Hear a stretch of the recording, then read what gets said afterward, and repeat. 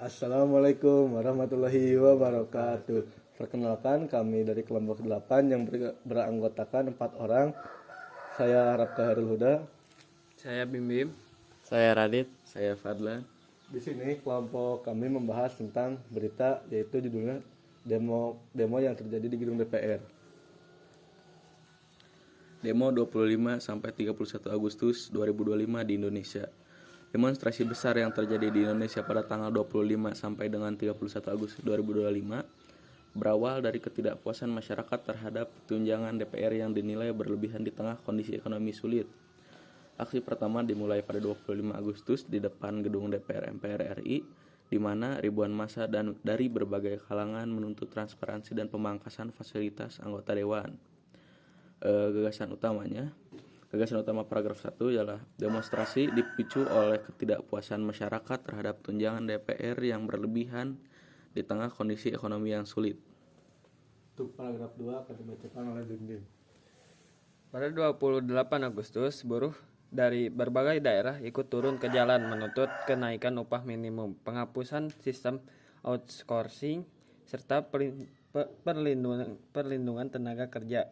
Namun, situasi memanas setelah seorang pengemudi ojek online bernama Afwan Kurnia tewas akibat terlindas kendaraan taksi Brimob. Tragedi ini memicu kemarahan publik yang meluas ke berbagai daerah. Gagasan utama dari paragraf kedua ini yaitu aksi buruh pada tanggal 28 Agustus menambah tuntutan terkait upah dan perlindungan pekerjaan. Namun situasi memanas setelah tewasnya seorang pengendara ojol. Untuk paragraf ketiga akan dibacakan oleh Radit. Dalam 2 hari berikutnya, yakni 29 sampai 30 Agustus, demonstrasi berkembang menjadi kerusuhan.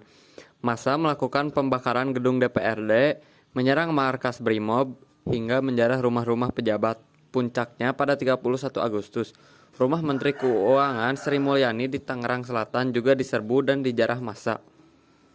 Gagasan utama paragraf ketiga adalah pada 29 sampai 30 Agustus demonstrasi meluas menjadi kerusuhan dengan pembakaran gedung, penyerangan, dan penjarahan rumah pejabat.